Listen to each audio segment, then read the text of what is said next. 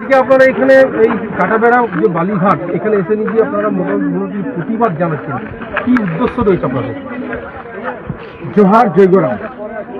আদিবাসী কর্মী সমাজ আমাদের পরিষ্কার কথা, আমাদের যে স্বতন্ত্র জাতিসত্তা লড়াই তার মাঝেও কিন্তু আমরা জঙ্গলমহল এলাকাতে বিভিন্ন শোষণ জুলুম অত্যাচারের বিরুদ্ধে প্রতিবাদ।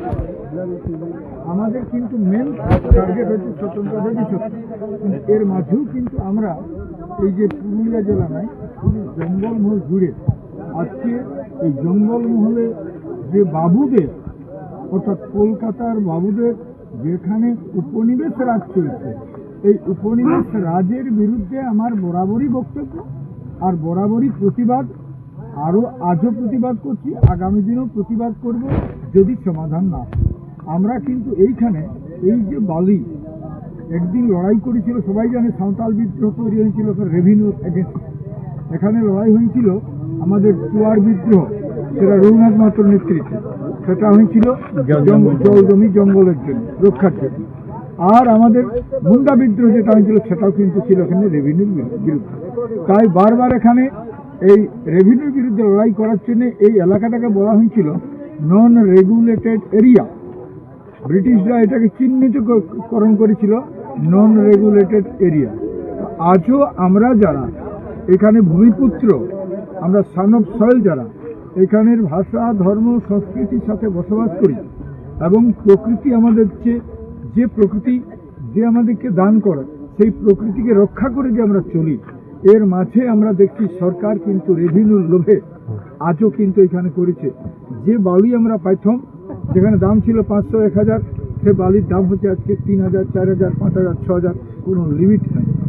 আমরা কিন্তু এই গত সরকারের কাছে আমরা বারবার ডেপুটেশন দিয়েছি, ডিএলআরকে বলেছি, ডিএমকে বলেছি, কেন এখানে বালির রেট হবে না, কেন ওখানে পাথরের রেট হবে না, কেন এখানে মাটির রেট হবে না, কেন আজকে পাহাড় জঙ্গল শেষ হয়ে যাচ্ছে।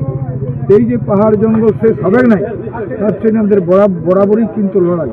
আর এই যে সরকার এখন যে বিশেষভাবে বালিকে এরা বালির উপরে যারা ট্যাক্স আরোপণ করছে বা বালির উপরে যে যাকে বলে বালির উপর যে অকশন বিড করছে এবং বালির দাম করছে, এক একটা বালি ঘাটের দাম হয়ে যাচ্ছে 10 কোটি 20 কোটি 15 কোটি 100 কোটি টাকা। তো সেইখানে কি ওই বালিটা নিতে গেলে কার কাছে কার ঘাড়ে আদায় করছে, সেটা জনগণের কাছে।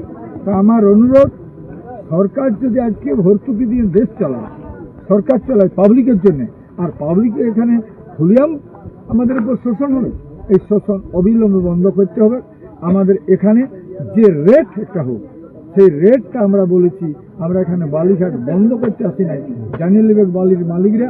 আর সবাইকে জানতে হবে, সবাইকে প্রতিবাদ করুন এবং ন্যায্য দামে দিতে হবে বালিটা।